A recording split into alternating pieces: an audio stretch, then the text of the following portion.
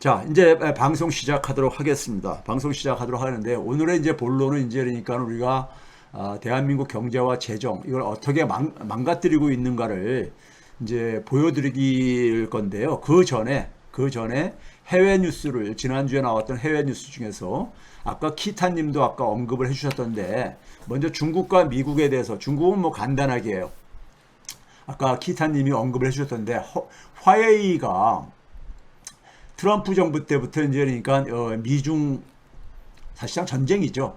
전쟁이 격화되는 상황 속에서 표적으로 이제 그러니까는 표적으로 소위 말해서 제재를 받은 대표적인 기업이죠. 왜 그러냐면요. 화웨이가 집중 표적이 된 이유가 있습니다. 집중 표적이 되어 있는데 지금 4차 산업혁명으로 인해 가지고 새로운 산업 생태계가 지금 이 산업 생태계를 놓고 경쟁을 벌이고 있거든요.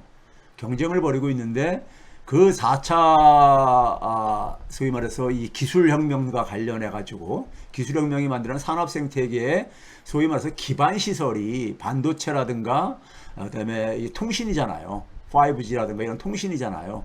근데 화웨이는 통신에 있어서는 어쨌든 간에 세계 시장 점유율 1위 기업이었었고 반도체를 있잖아요. 반도체를 화웨이가 유색인종 국가 중에서는 비백인 국가의 기업 중에서는 제일 먼저 뭐냐면은 반도체 설계 분야로 뛰어들었습니다. 설계 분야로요. 제가 늘 얘기하잖아요. 선진국과 나머지 국가들의 근본적인 차이는 뭐냐면요. 산업 생태계가 자기 완결성을 갖느냐, 그렇지 않냐. 그 산업 생태계의 한 부분만을 특화하고 있느냐. 이 차이인 거거든요. 그러니까 선진국은 뭐냐면은 만약에 스마트폰 한다면은 스마트폰이라는 제품을 처음으로 상상을 하지요. 머릿속에서요. 기획을 하고 예? 이 단계부터 해가지고 마지막 과정까지를 다 할 수 있는 능력을 가진 나라가 선진국입니다. 왜 선진국이겠어요? 제일 앞에서 가기 때문에 제일 먼저 그러니까 그 산업을 개척했다는 얘기죠. 그러다 보니까는 그 산업이 제대로 만들어지려면요 생태계가 만들어져야 되거든요. 생태계가요. 우리나라는 근데 산업 생태계에서 그러니까는 제조 부문만 특정 제조 부문만 특화를 한 거죠. 그러니까 반도체를 예를 든다면은 메모리 반도체 위탁 생산만 특화를 한 거잖아요. 근데 미국은 그러니까 우리가 설계부터 그다음에 제조 모든 전체 공정을 사실 다 할 수 있죠. 할 수 있는데 일정 부분을 이제 해외에다가 넘긴 것은 비용 절감 차원에서 하는 것뿐이고요.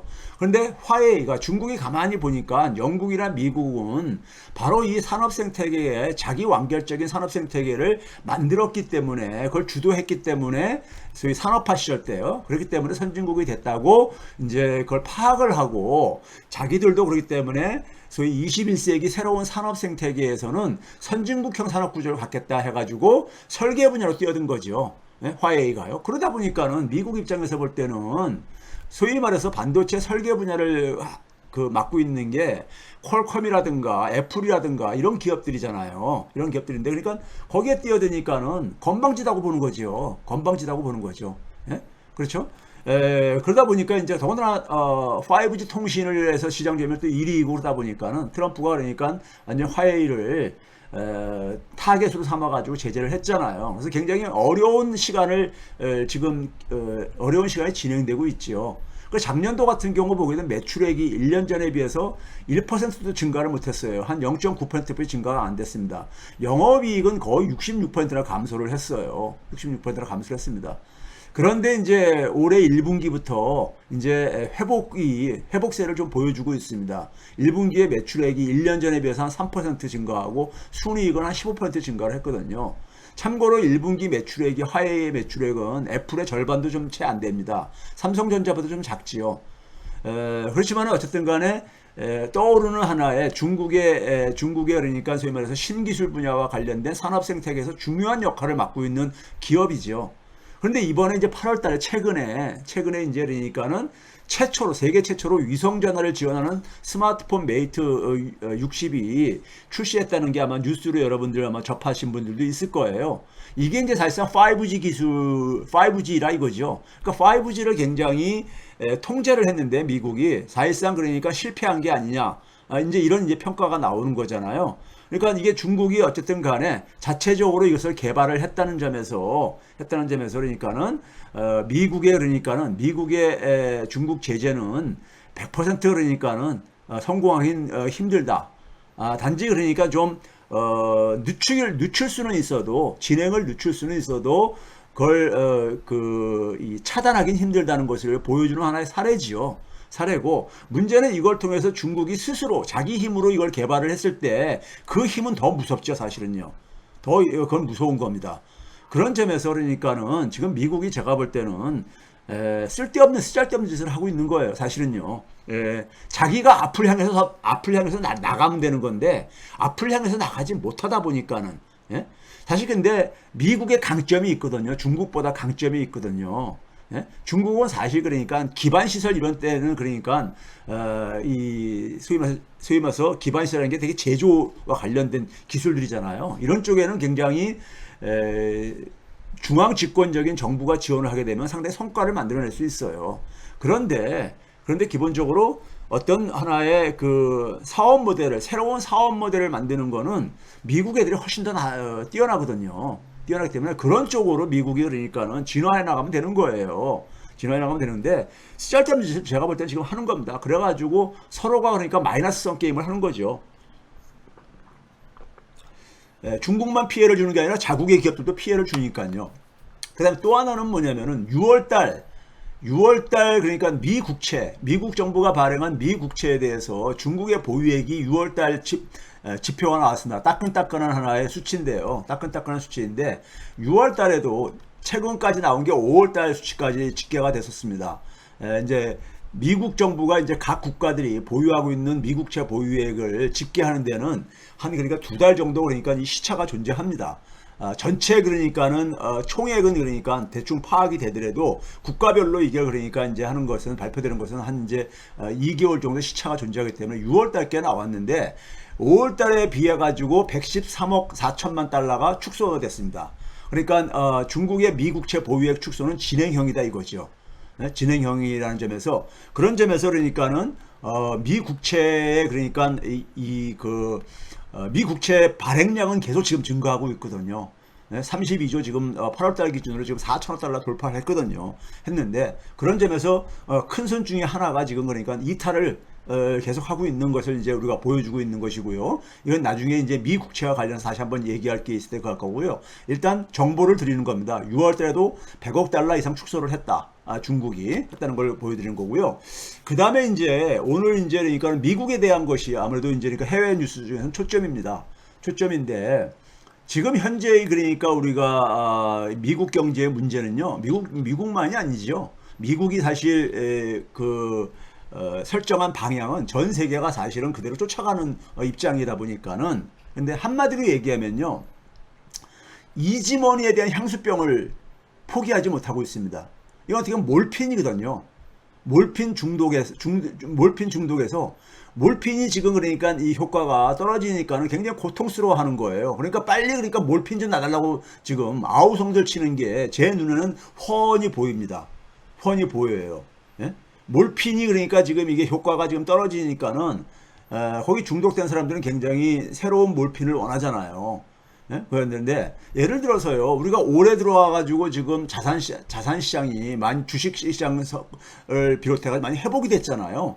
회복이 됐는데 21년 말 여러분들이 알다시피 21년 말이면은 뭐냐면은 연준이 그러니까 금리를 인상하기 바로 이제 직전이죠.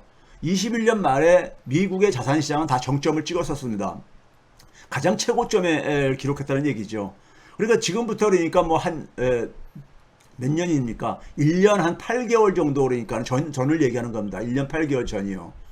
그때까지만 하더라도 금리를 인상하기 전이었었잖아요. 전이었었는데 그때 기준으로 해가지고 주가들을 한번 봐보세요. 다우지수 같은 경우는 보게 되면은 여전히 4.1%가 회복이 안 됐습니다. 그러니까 지난 1년 반 동안에 그 이전 같은 경우는 계속 상승을 했을 텐데 아직 회복이 안 됐다 이거예요. 올해만을 놓고 보게 되면 한 5% 이상이 상승했는데 전 고점을 대비로 해가지고 볼 때는 4% 이상이 그러니까 아직 회복이 안 됐다는 얘기고요. S&P 500 같은 경우 대기업 중심의 S&P 500 같은 경우 보게 되면 한 5.3%가 회복이 안 됐어요. 그러니까 1년 8개월 동안에 그러니까 더 주가가 올라가야 되는데 올라가도 시원찮은데 아직 회복이 안 됐다 이겁니다. 그러니까 얼마나 주식 투자가들이 속타겠어요. 예? 돈을 못 버니까요. 근데 올해는 물론 18% 이상 상승을 했습니다. 근데 여전히 전 고점을 회복을 못 했습니다. 나스닥 같은 경우는요, 올해 그러니까 굉장히 많이 올랐죠. 35% 이상 올랐어요. 그런데 여전히 뭐냐면 전 고점 대비해서 한 13% 정도가 회복이 안 됐습니다. 아직도요. 나스닥 같은 경우도요. 그러니까 이게 그러니까 우리가 흔히 말해서 긴축을 시작하기 전 바로 직전에 최고점을 아직 회복이 안 되다 보니까는 투자자들 입장 속에서 주식을 갖고 있는 사람들 입장 속에서 볼 때는 장기 투자하는 사람들 입장에서 볼 때는 이게 지금 굉장히 짜증스러운 거죠. 짜증스러운 거예요. 그 전에 2020년, 2021년에 얼마나 올라갔었습니까? 빠르게요. 그러니까 그 시절이 그리운 거죠. 그 시절이 그리운 거야. 근데 그 시절은 기본적으로 뭐예요? 돈 풀었던 시기잖아요. 돈을 엄청나게 풀었던 시기잖아요. 금리도 제로 금리까지 내리고요. 그 다음에 마찬가지 채권 시장도 마찬가지입니다. 채권 시장도 미 국채 수익률을 보게 되면요. 여전히 11%가 회복이 안 됐어요. 11%나 그러니까 하락한 상태입니다. 올해는 그러니까 한 0.9% 정도 회복됐지만은 전 고점 21년 말을 대비로 해서는 11% 정도 회복이 안 됐습니다. 그 다음에 이제 많이 투자하는 게 이제 그러니까 주택 저당 증권이잖아요. MBS라고 우리가 부르는. 이것도 마찬가지로 14%는 회복이 안 됐어요. 올해도 여전히 그러니까 아직 회복이 안 된 거고요. 올해도 그러니까 한 3% 가깝게 아직도 그러니까는 떨어지고 있습니다. 그 다음에 이제 우리가 주목할 만한 볼 만한 것은 고수익 회사채 수익률이죠. 회사채 중에서 좀 상대적으로 신용등급이 낮은 회사채들. 그러니까 리스크가 좀 있는 거죠. 그러다 보니까 이제 수익률도 상대적으로 높지요. 근데 이것도 마찬가지로 한 5% 이상 그러니까 아직도 회복이 안 됐습니다. 올해 그러니까는 채권 중에서는 가장 많이 회복이 되는 저거죠. 왜 그러냐면 이 고수익 회사채가 올해 수익률이 가장 한 7% 가깝게 만들어냈다는 얘기는 뭐냐면요. 결국은요. 예? 이지머니 시대가 다시 돌아올 것이다. 금융시장이 안정될 것이다. 예? 이런 분위기의 결과물인 거죠. 금융시장이 안정될 것이다 하는 이런 기대의 결과물인 거죠. 그렇죠? 그런데 이런 거 전부 다가 뭐냐면 결국은 이지머니를 기대하고 있는 거예요. 이지머니에 그러니까는 소위 이 컴백을 기대하고 있는 거예요. 그러니까 뭐 연준이 그러니까 금리 인상 빨리 종료를 선언하고 이제 조만간에 이제 인하를 이렇게 좀 턴어라운드 하는 것을 방향 전환하는 것을 좀 보여줬으면 좋겠는 거예요. 그러니까 계속 그런 방향으로 계속 군부를 떼고 있죠. 군부를요.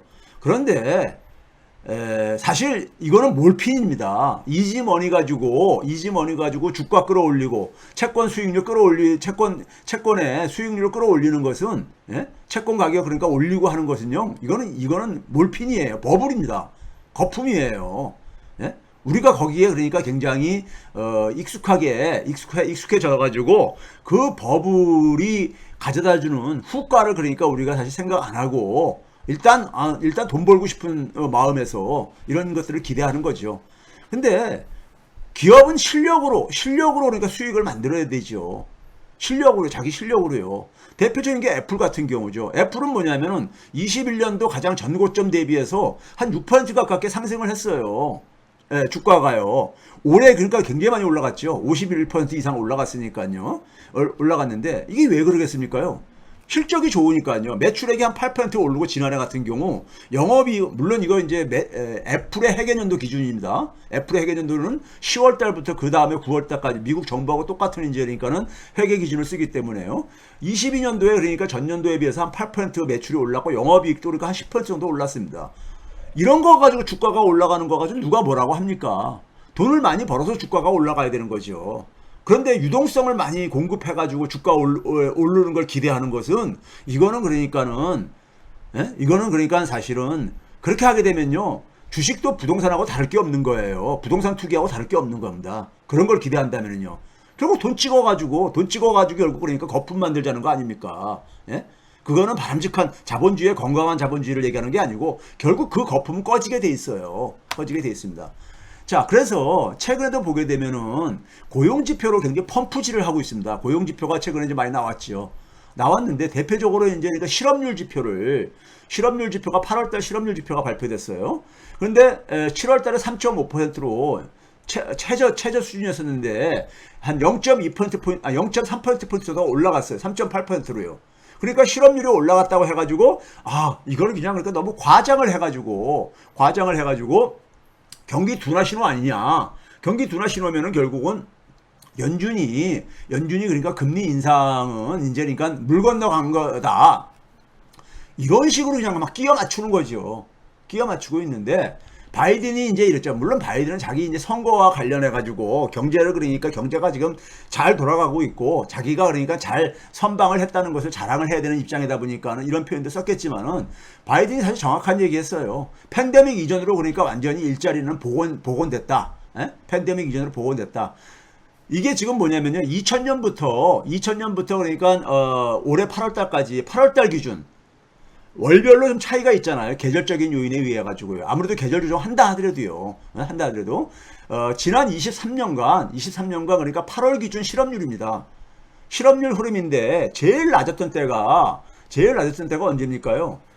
팬데믹 바로 직전 2019년에 3.7% 했었어요. 실업률이요. 8월달 기준으로요. 근데 지금 3.8% 거의 같잖아요. 그러니까 그게 지난 23년간 최저 수준인 거예요. 그런 점에서 실업률 가지고 호들갑 떠는 것도 굉장히 오버하는 것다. 그 오버는 왜 그러냐? 빨리 그러니까 이지머니가 컴백했으면 좋겠다. 이지머니가 컴백하게 되면 주가가 또 이제 뭐 폭등할 거고, 그럼 주식 투자하는 사람들 재미 볼 거기 때문에 이런 거 기대죠. 근데 이런 기대하는 건 사실 탐욕입니다. 탐욕이에요. 예? 뭐 나라 경제가 어떻게 되든 말든 간에 나만 돈 벌면 돼, 이런 심보면 뭐 할 수 없어요. 그런데 그거는 그러니까는 그렇게 바람직한 태도가 아닙니다. 바람직한 태도가 아니에요. 미국의 고용률도 지금 떨어질 줄 모르고 있어요. 이 팬데믹 이후에 60.4%로 지금 최고점을 지금 어쨌든 간에 진행되고 있는 것이고요. 고용률 실제로 그러니까 얼마나 일자리를 가지고 있냐 하는 것이죠. 16세 이상 중에서요. 특히 중요한 건 뭐냐면요. 우리가 이런 거 있잖아요. 구직자, 그러니까 일자리를 찾는 사람하고, 그 다음에 이제 그 기업이 그러니까 또 채용을 하겠다는 사람, 채용을 할 계획이 있는 사람의 숫자, 구인 숫자죠. 이거의 배율이 있죠. 배율이요. 이 배율이 1보다 크면은 그러니까 일자리가 부족하다는 거잖아요. 기업이 찾는 일자리는 100인데 만약에 구직자 수는 만약에 200이에요. 그러면 이 값이 나오는 거잖아요. 2배요. 2배는 그만큼 100명 정도가 그러니까는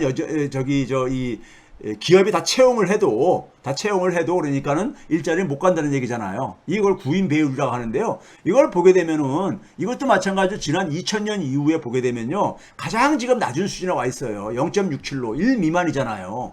그 얘기는 뭐냐면 구인 숫자가 구직자 숫자보다 많다는 얘기예요. 그러니까 고용시장은 여전히 뭐냐면 강한 모습을 보여주고 있는 거예요. 고용시장은요. 제가 그랬잖아요.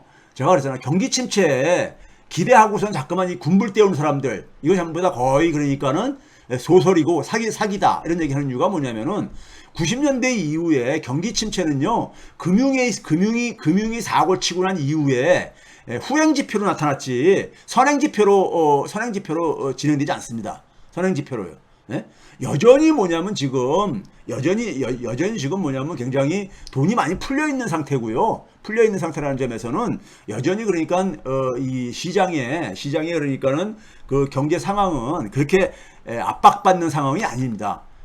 그다음에 이제 물가 지표가 나왔죠. 물가 지표가요. 미국의 연준이 가장 중요시하는 물가가 PCE라고요. 퍼스널 컨섬션 익스펜디처, 개인 소비 지출. 우리나라는 소비자 물가를 중심으로 하지만은 미국은 뭐냐면 전체 개인들이 소비 지출액을 가지고, 그러니까 이게 더 포괄적이니까 이게 더 저는 정확성이 있다고 봅니다. 하여간 근데 이걸 가지고 하는데 특히 이제 근원이요. 그러니까 유가라든가 이런 효과를 빼는 거. 유가는 작년에 많이 올랐다가 올해 떨어지다 보니까는 최근에 물가가 떨어진 것의 상당 부분은 유가 하락 효과거든요. 그래서 이제 이 근원 인플레이를 우리가 굉장히 주목을 하는 이유입니다. 특히 이제 그러니까는 이 PCE 소비자 물가가 아니라 PCE를 기준으로 보게 되면은요, 7월달께 나왔죠. 최근에요. 4.2%. 6월달보다 0.1%포인트가 올라갔어요. 그러니까 4% 밑으로 뚝 떨어졌으면 좋았겠는데, 예? 6월달 같은 경우에 보게 되면 5월달보다 많이 떨어졌었거든요. 그래서 굉장히 월가가 막 환호를 했죠. 근데 이제 7월달에 다시 이게 조금 반등을 했단 말이에요. 반등을 했는데 지금 이게 보게 되면요, 미국 연준이 2% 이내로 관리하겠다는 게 바로 이 지표입니다. 이 지표를 기준으로 하는데 2021년도 21년도에 그러니까 3월달부터 물가 안정 목표 2%를 벗어나기 시작하죠. 벗어나기 시작합니다. 그래가지고 그해 그러니까는 9월달까지 3%대까지 4% 근처까지 갔다가, 그리고 나서 이제 10월달부터 4분기 21년 4분기부터 그러니까는 막 빠른 속도로 올라가가지고 4% 돌파하고 5% 돌파하고 막 이렇게 진행됐었잖아요. 3%대에서 5%까지 가는데 6개월 걸렸었습니다. 6개월 만에 그러니까 5%대까지 진입을 했었죠. 그런데 지금은 그러니까 5%대에서 4%대 초까지 1년 6개월 진행되고 있는 거예요. 거의 3배 느리게 진행되고 있는 거죠. 느리게요. 올라갈 때는 굉장히 빠르게 올라갔었는데 내려오는 건 굉장히 더디게 내려오고 있다 이거예요. 지금 무슨 얘기냐?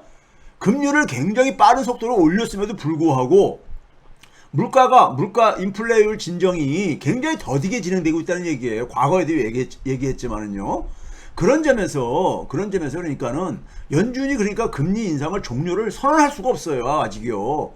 아니 2% 이내 관리인데 지금 4%대인데 어떻게 그걸 선언을 해요? 그러니까 지금 시장에서 그냥 자기들 그러니까 이 불을 지피는 거야. 계속해서 그러니까요. 예? 주가 끌어올리기 저거 하는 거죠. 쉽게 얘기하면요. 예? 자, 그 다음에 또 하나는 뭐냐면요. 미국 경제의 70%는 그러니까 우리가 소비 지출이잖아요. 소비 지출이요. 소비 지출인데 이거 한번 봐보세요.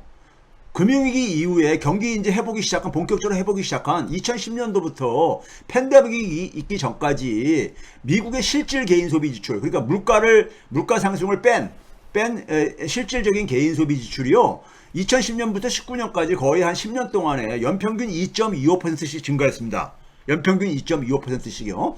그러니까 팬데믹 이전에요. 그러고 나서 팬데믹이 터지고 나서 2020년도는 쭉 가라앉았으니까 그때 기간을 빼고 2021년부터 최근까지 보게 되면 2.59%로 올라갔어요. 2.59%. 이거는 이제 그러니까 2020년도에 워낙 떨어졌었기 때문에 그 반등 효과도 있습니다. 반등 효과도 있는데, 근데 문제는 뭐냐면 최근 1년 동안에 3%가 돌파했어요. 3%. 그러니까 2010년 이후에 가장 지금 개인 소비 지출 증가율이 가장 높습니다. 지난번에 제가 그것도 소개했잖아요. 노동 생산성의 증가율도 지난 6년 이래 가장 높다고 했잖아요. 그러니까 실물 경기는 소비도 괜찮아. 소비도 왕성해. 그다음에 뭐입니까? 생산성, 공급 측면도 그러니까 굉장히 강해. 그리고 고용 지표도 괜찮아. 어떻게 경기 둔화의 신호로 이걸 해석할 수 있냐고요. 경기 침체라든가. 예? 이거는 그냥 뭐냐면 월가에서 그러니까 자기들 그러니까 지금 저걸 군불 때우는 거예요 지금요. 주가 왜냐면 아까 그랬잖아요.